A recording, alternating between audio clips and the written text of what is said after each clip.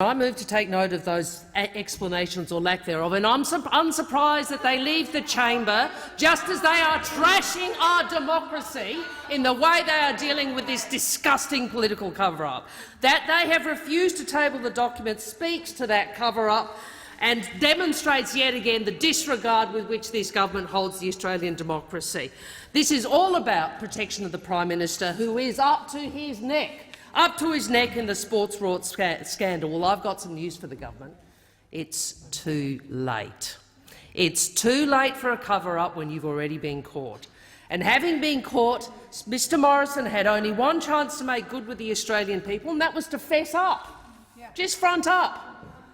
But as always with ScoMo, Mr Morrison, it's too clever by half, and once again he diminishes himself and his office by doubling down on the crime as he tries to cover it up. Caught red-handed but pretending nothing to see. But we can all see it, and the Australian people can all see it, because no one believes this was a solo effort by Senator McKenzie. Because if this Prime Minister has demonstrated anything, it's that he calls the shots in this government. He drives the politics. He doesn't have a plan, but he drives the politics. I mean, remember last year when Ms Lee Sales asked him who would be in charge of his government? What did he? Who will be making decisions? He said, "I will. I will," and that applies to the sports rorts just as it is applied to every other aspect of the political strategy in which he's been engaged. Senator Colbeck has not complied with the order to table the spreadsheet colour-coding over 2,000 grant applications under the CSIP by the party that held the electorate. But we know the spreadsheet already exists, and it has existed for a very long time. And you know how we know it? It's been reported on extensively, and it was referred to in the Auditor-General's report. This claim that he needs more time. Well, this government's had plenty of time. It's had weeks. It's had weeks. All it had to do was to press send on a document on the desktop. And because the reason it has not tabled the spreadsheet is not because it needs more time. Does anybody believe that? No. It's because they want to hide it. It's because they want to hide it. This spreadsheet is the means by which this government has misallocated millions of dollars of taxpayers' money against the recommendations of Sports Australia. The Auditor-General found that taxpayer funds were abused for party political purposes. Shame. It's that simple. No wonder the government wants to hide the evidence that demonstrates that.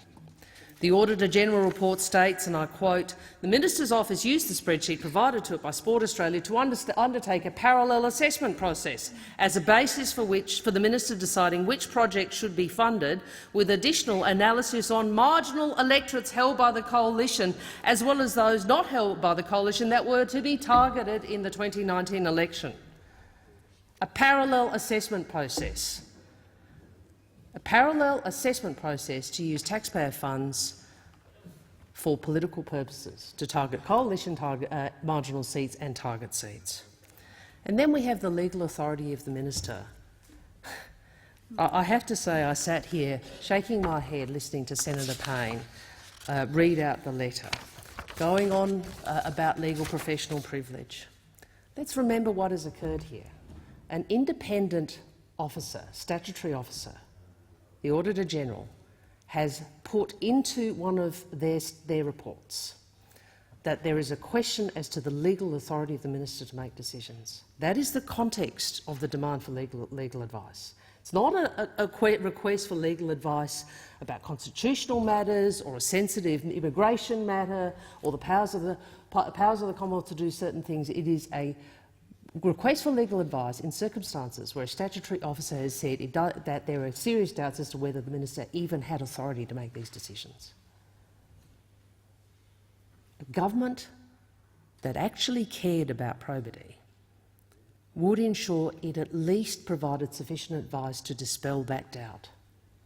That is what is happening. They are hiding legal advice in circumstances where an independent officer has said there is a doubt as to whether or not the minister had any legal authority to approve funding decisions.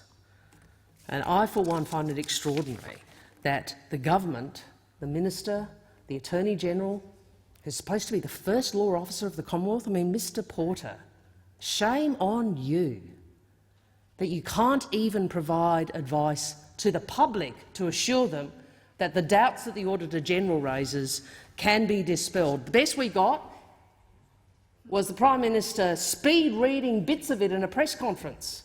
Oh, yeah, he says she's fine. I mean, that's essentially what the Australian people got. Trust us, Christian says it's fine, so it's fine. Well, I, for one, think the Australian people deserve a little bit more respect than that. Just another layer of cover-up. And then there's the communication between officers. Senator Mackenzie resigned as Minister for Sport. It wasn't because she took the rap for the maladministration that occurred with this program. It was because of a breach of the Statement of Ministerial Standards. No one in this government, no minister has taken responsibility for what the Auditor-General found was blatant use of taxpayers' money for rank political purposes against the guidelines of a program designed to help needy and deserving clubs. Does anyone believe this was a solo effort by Bridget Mackenzie? No. Does anyone believe that Mr Morrison was not in it up to his neck, that his staff weren't making sure that they milked every cent of taxpayers' money for the political purposes? In fact, the Prime Minister's involvement is at the heart of Senator Colbeck's refusal to answer the second order of production made by the Senate. Let's remember, Mr Morrison initially denied his office had any involvement. He's very good at denial, isn't he? I think over time the Australian people are coming to understand you just can't trust his word. You can't trust his word. So he first denies it, tries to palm it off to Senator Mackenzie. Oh, the minister was the one making decisions, nothing to do with me. But he couldn't stick to his story because at the press club he shifted and admitted, quoting again, well, actually all we did was provide information based on the representation made to us. Just had to, the blanket we had nothing to do with, it had to be moved because there was a bit too much evidence. It's an ad man tangled up in his own spin. And then it was reported that senior staff in his own office, in Mr Morrison's office, the Prime Minister's office, were involved in the allocation of grants under this program. And it has also been reported that Senator Mackenzie's office told Sports Australia that it had been asked by the Prime Minister's office, and I quote, to make a slight adjustment. A slight adjustment. I wonder what that was. Oh, we need it in this seat, not that one. We need a bit more for this seat, not those. Take a bit more from this project and give it to this one, because they've been really good for us. All with taxpayers' money, Prime Minister and his office up to it, into his neck, up in it up to his neck. There is no plausible way the Prime Minister and the Deputy Prime Minister were not directly involved in what was a central part of their re-election strategy, misdirecting taxpayers' funds to serve the political interests of the Liberal and National parties. Senator Colbeck said he'll provide all communication by midday between the current and former officers of the Minister for Sport and the Office of the Prime Minister and the Office of Deputy Prime Minister by midday tomorrow. Do we really think we can take him at his word, given their past performance? And of course the final document that the government has refused to produce as part of this cover-up is the report provided by the Secretary of the Department of PM&C, Mr Philip Gaetjens, the former Chief of Staff to Mr Morrison, to the Prime Minister. You know what we're being asked to do, what this Senate is being asked to do, what the media are being asked to do, what the Australian public are being asked to do? You're being asked to accept that the findings of an independent statutory officer, the Auditor-General, should be overridden by a secret report authored by someone of dubious credibility. Because Mr Gaetjens is Mr Morrison's mate, former Chief of Staff, and that inquiry was commissioned by Mr Morrison to get exactly the advice he wanted to do, so that he could do what he had already decided. So the Gaetjens report is simply the way in which Mr Morrison gets sufficient paper to do what he'd already decided politically. It is not an exercise in accountability or transparency. It is an exercise in the cover-up, a total sham. And I am unsurprised that Mr Senator Cormann has refused to produce this report. He pretends somehow it would reveal cabinet deliberations, Well, I say this to Senator Cormann, and he is someone for whom I have some respect. You know this is an abysmal failure of accountability. You know this is a complete distortion of the principles of cabinet confidentiality. You know that Odgers says that you have to demonstrate the disclosure of the document would reveal cabinet deliberations. You can't simply make the claim because a document has the word cabinet on it or someone walked it through the cabinet room. The Gaetjens report is nothing more than a fig leaf to cover up where Mr Morrison is most vulnerable, and so too is the use of cabinet confidentiality.